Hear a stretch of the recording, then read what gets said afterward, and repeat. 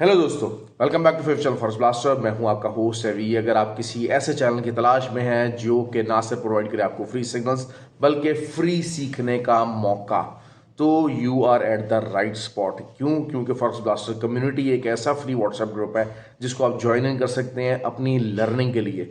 Learning के बगैर इस फील्ड के अंदर आप कभी भी कामयाब नहीं हो सकते। If you want to be a forex trader you have to learn.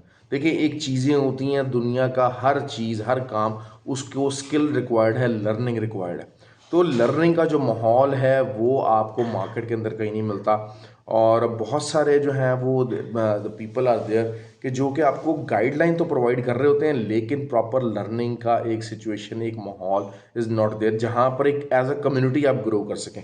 तो फ्री व्हाट्सएप ग्रुप ज्वाइन करने के लिए आपको ऑक्टाफैक्स और एक्सनेक्स का आईबी लिंक नीचे वीडियो के डिस्क्रिप्शन में मौजूद है। और उसके अलावा आप जो है वो, अगर आप ऑलरेडी ऑक्टाफैक्स और एक्सनेक्स पर ही ट्रेड कर रहे हैं तो फिर आप आईबी जो नंबर है वहाँ से आप जो लाइव चैट से जाके आप आईबी नंबर चेंज कर सकते हैं। वो भी लिंक वीडियो के डिस्क्रिप्शन में मौजूद है, along with the WhatsApp number आप रब्ता कर सकते हैं फॉर द फर्दर गाइडेंस। और उसके अलावा जो यूके और यूरोप के जो क्लाइंट्स हैं, क्योंकि वहाँ पर लेवरेज के और स्प्रेड के मसाइल हैं, काफ़ी ज़्यादा हैं। तो जो जीटीसी ब्रोकर है वो आपको एक अच्छा जो है वो प्लेटफॉर्म प्रोवाइड करता है। क्योंकि लेवरेज भी एक डिसेंट लेवरेज है वहाँ पर, क्योंकि यूके यूरोप के अंदर ज़्यादातर डिसेंट लेवरेज नहीं है। अगर डिसेंट लेवरेज है तो फिर स्प्रेड बहुत ज़्यादा है। तो दैट इज़ द थिंग जिसको आप ज्वाइन इन कर सकते हैं और you can be the part of that community, क्योंकि बहुत सारे लर्नड लोग हैं। उसके अलावा वीआईपी ग्रुप भी साथ मौजूद है, वो भी फ्री है, लेकिन उसके लिए आईबी के साथ साथ जुड़े होने के साथ साथ हमारी जो फॉरेस्ट ब्लास्टर्स अकेडमी है उसका जो कोर्स की ट्रेंड सेट ऑफ पीपल वो उसके अंदर मौजूद हैं। तो to be on that level जहाँ पर आप बिल्कुल ट्रेंड लोगों के साथ ही होंगे, तो you have to be on certain frequency. आपको एक माइंडसेट आपका होना चाहिए, एक सर्टन फ्रीक्वेंसी, एक लर्निंग का एक स्किल होना चाहिए। तो उसके मौजूद होने के लिए 8 जनवरी को हमारा कोर्स है लाहौर के अंदर, फिजिकल भी और ऑनलाइन भी बोथ।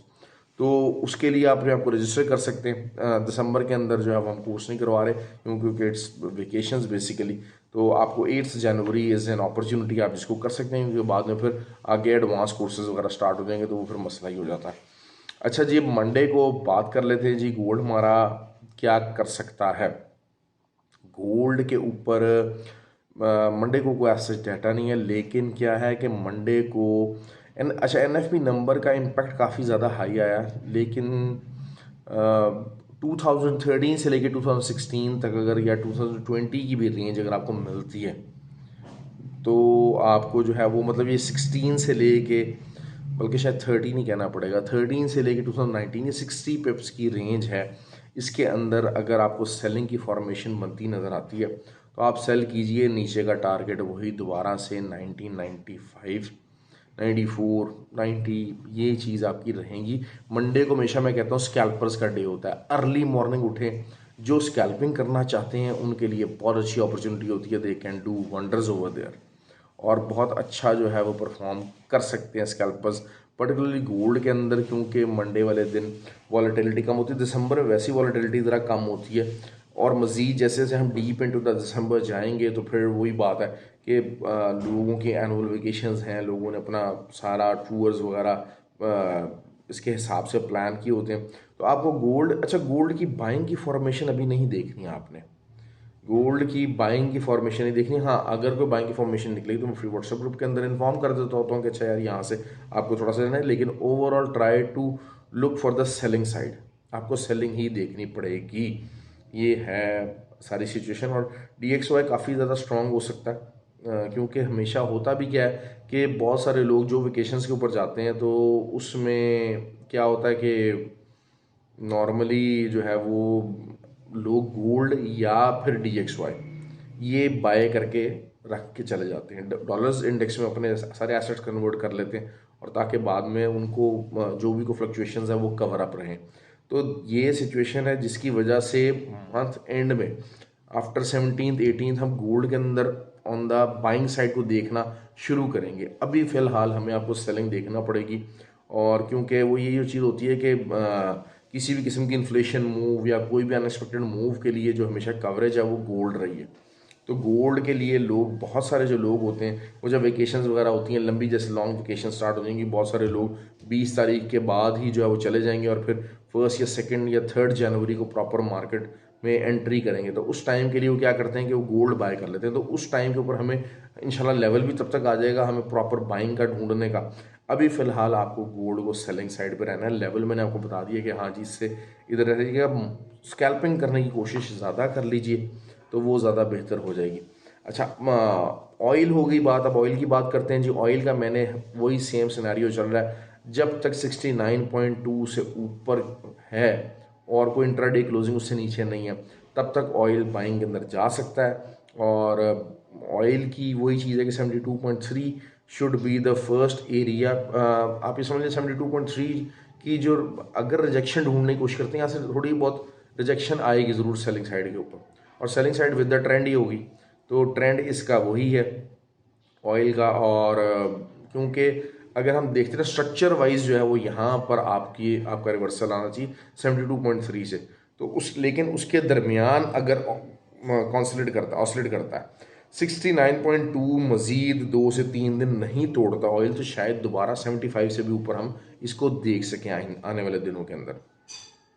ठीक हो गया जी। तो इस पॉइंट व्यू से मैं बार बार आपको जो है वो 69.2 से ऊपर रहते रहते मैं इसको बाय करने का कह रहा हूँ। लेकिन एसएल के साथ काम कीजिएगा। बगैर एसएल के हज़ारों क्या लाखों डॉलर भी आप डाल लेंगे, आप ट्रेड मैनेज करने की कोशिश करेंगे, भाई कुछ मैनेज नहीं होने वाला। ये बात आप अपनी मेरे से लिखवा लें, अपने जहन में डलवा लें, कुछ मैनेज नहीं होने वाला।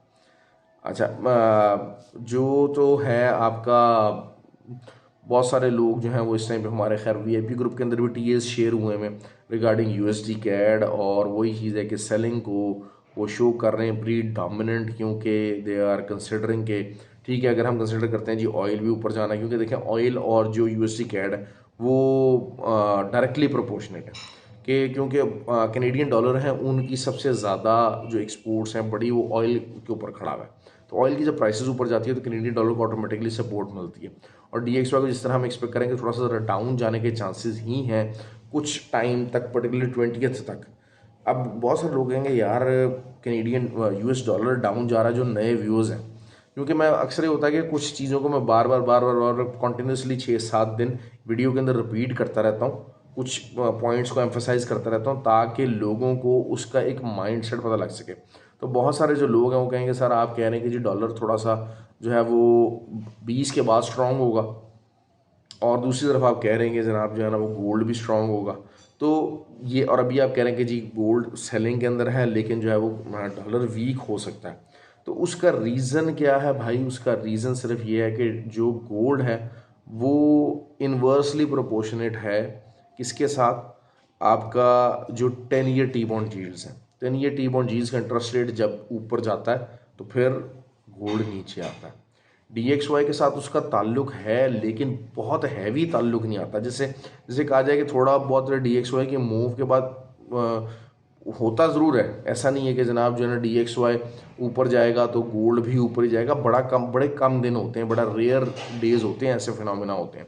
और कि जी DXY नीचे जा रहा है तो गोल्ड भी नीचे जा रहा है, they are very rare phenomenas.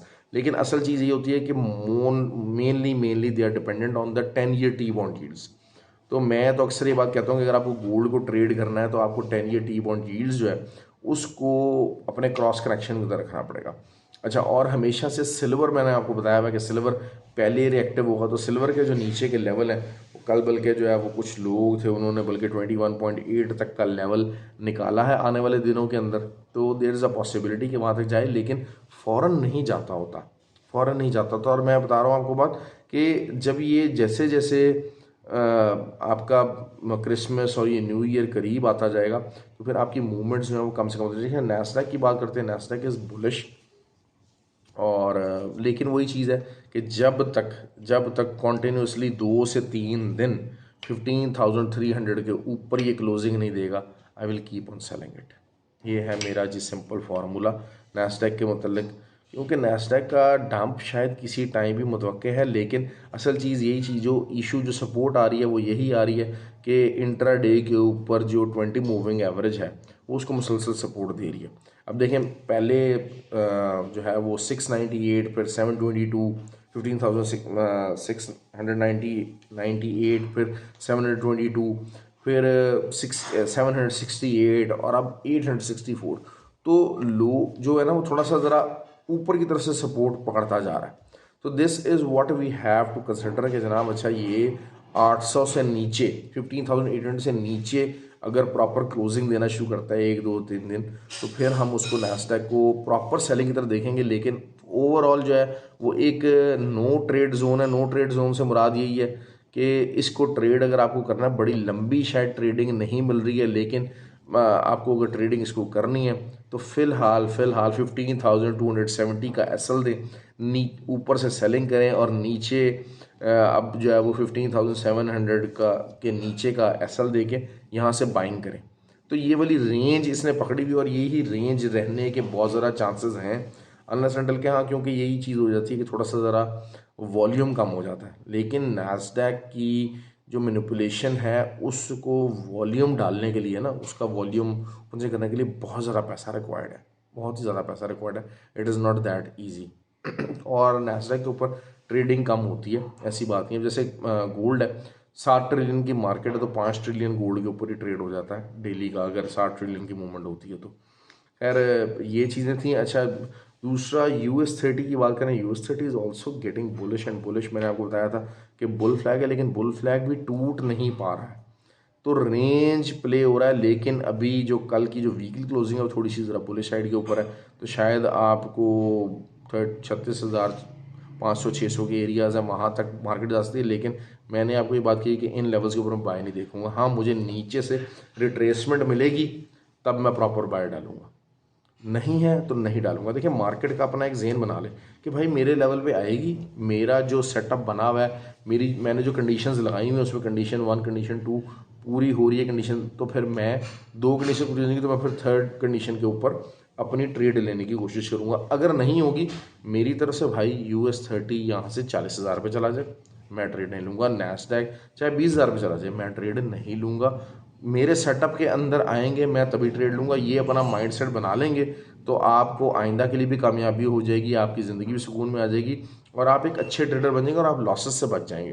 तो इसीलिए मल्टीपल जो टाइप ऑफ जो हैं वो उनको आपको देखना पड़ेगा। एक्सएनजी वही चीज़ ही है कि 2.32 की एक सपोर्ट है, ये वाली सपोर्ट होल्ड करनी चाहिए, एक्सएनजी को लाजमी करनी चाहिए और यहाँ से फिर आपको ऊपर लेवल अच्छा मिल सकता है। तो buying, it's near to the buying area. थोड़ा बहुत यही बात है कि अगर नीचे भी चली जाएगी तो it still gives you a very good opportunity. इसको बाय कीजिएगा, इस अपॉर्चुनिटी को छोड़िएगा ना, क्योंकि एक झटका लगना है सिर्फ, कहीं पर कोई ज़रा सा LNG का सप्लाई शॉक दिया, कोई हल्का सा मसला हुआ, तो वहीं पर ही आप देखिएगा एक्सचेंज की प्राइस कोई 500-600 पिप्स फ़ौरन से पहले शूट कर जाएगी। तो it is on a good buying level. आपको इस पॉइंट ऑफ व्यू से देखना पड़ेगा एक्सचेंज को, सेलिंग के पॉइंट ऑफ व्यू से मत देखिए, बार बार मना कर रहा हूँ, मत देखिएगा, ये चीज़ अपना जहन में बना लें। अच्छा जी, बात कर लेते हैं वही GBP JPY और ये सारे इनके जो है टारगेट्स वही सेम है। मैंने लंबे टारगेट्स बताए हुए इनके, और इनके कुछ छोटे टारगेट्स नहीं बताए हुए, बड़े बड़े लंबे आपको टारगेट्स एक्सप्लेन किए हुए हैं कि ये कहाँ तक मार्केट जा सकती है और वहीं तक के सफ़र स्टार्ट है इनके। लेकिन अभी बहरहाल जो है ना वो साइडवेज मार्केट के पोर्शन के अंदर, साइडवेज फेज़ के अंदर हम दाखिल हो गए। GBP JPY भी, यूरो भी, ये सारे जो अब साइडवेज फेज़ हैं, आपको शायद बड़ा कम होगा कि ब्रेक डाउन या ब्रेक आउट मिले। यूरो सेलिंग साइड के ऊपर है, सेलिंग में रहेगा, it can remove the selling 1.085 जो है वो उसके नीचे जब तक रहता है तो it's on a good selling level. नीचे अगर मेरे पास मुझे मौका मिलता है 1.055 का, 1.0 शायद 55 तक ना जाए, लेकिन ये कि 65 भी अगर मुझे मिल जाता है तो मैं वहाँ से आपको बाय करने की कोशिश करूँगा। लेकिन 55 का एरिया वहाँ मैं उसका इंतज़ार करूँ तो ज़्यादा बेहतर है। तो इसी तरह GBP है, बहुत मेजर ब्रेकआउट शायद मुश्किल होगा। हाँ, सिर्फ इम्पोर्टेंस क्या है कि आने वाले दिनों के अंदर जो लास्ट आप समझ लीजिए कि जो इन्फ्लेशन नंबर्स हैं उस दिन आपको देखना पड़ेगा दूसरे टेक्निकल साइड के ऊपर कि आपको जो इन्फ्लेशन नंबर्स के दौरान एक बड़ी मेजर मूव मिल सकती है ईदर साइड, हर तमाम पेयर्स के ऊपर। एक समझ लें कि नेक्स्ट ईयर स्टार्ट होने से पहले जो आखिरी एक बड़ा मेजर टर्मोइल मिल सकता है फॉरेक्स के अंदर और गोल्ड वगैरह के अंदर, वो मिल सकता है आपको ये इन्फ्लेशन नंबर्स के टाइम के ऊपर। बाकी उसके अलावा साइडवेज मार्केट फंसी रहेगी। बाकी इंडेक्सेस कैन ब्रेकआउट और ब्रेक डाउन, ये वॉलेटिलिटी दिखा सकते हैं 31 दिसंबर से पहले भी। ओके जी, ख्याल रखें अपना। आई होप कि आपको वीडियो पसंद आए। लाइक और कमेंट ज़रूर किया कीजिए। थैंक यू वेरी मच जी। और जो अच्छे ट्रेडर्स होते हैं, वो जो लो वॉलेटिलिटी डेज होते हैं, जो अच्छे स्कैल्पर्स होते हैं, वो लो वॉलेटिलिटी डेज को ढूंढते हैं। जो लो वॉलेटिलिटी डेज होते हैं ना, उन दिनों में वो लंबा कमाते हैं। क्यों? क्योंकि उन्हें पता होता है कि आज जो रेंज है वो नहीं टूटेगी। तो जब आपको एक बात पता लग गई कि यार अच्छा ये इस रेंज के अंदर रह रहा है, तो बस फिर उस रेंज के अंदर जो है वो एसएल के साथ कमाई करें, टका के कमाई करें। This is what you have to look forward. तो मैं मतलब ये कि दिसंबर के रिलेटेड बहुत ज़्यादा एक्साइटेड होता हूँ कि जनाब अच्छा मुझे बहुत अच्छा मौका मिलता है, और दिसंबर में हमेशा कमाया just because of that phenomena. तो आप भी इसके ऊपर वर्क करें, इंशाल्लाह आपको कामयाबी होगी। क्यों? क्योंकि देखिए जो ट्रेडिंग है ना, सोचने का नाम है। आपको सोचना पड़ेगा आपकी क्या गलतियाँ, आपकी कहाँ पर मिस्टेक्स हो रही हैं मुसलसल, आप कहाँ पर जो है वो गलत डिसीजंस ले रहे हैं, उसको अपने आप को रेक्टिफाई करते रहेंगे, अपने आप को बेहतर करते रहेंगे, तब मामलात आगे चलेंगे। और हम अभी तक जो है वो सीखते हैं, कोशिश करते हैं कि जनाब जो है वो ज़्यादा से ज़्यादा जो है वो चीज़ें कर दें। बाकी ये कि साइकोलॉजिकली और फिनोमिना और सारा कुछ वो चीज़ें आ जाती हैं। क्यों? क्योंकि एक आपका गलती जो होती है ना इसमें, वो आपको बहुत ज़्यादा पछतावे का मौका देती है। और शायद मार्केट को लगता है कि उन्हें पता होता है कि आज जो है ना ये फलाने बंदे ने गलती की, आज इसने एसएल बड़ा लगा दिया या आज इसने एसएल नहीं लगाया, और मार्केट उसी दिन रिएक्ट करती है। तो ये हमेशा से होता है। तो बहरहाल आपको इससे, इन चीज़ों से ही बचना है, अपने आप को ऑर्गेनाइज करना है। ओके जी, ख्याल रखें अपना। Thank you very much and have a lovely start to the next week. और कमेंट और लाइक ज़रूर कीजिए। Thank you.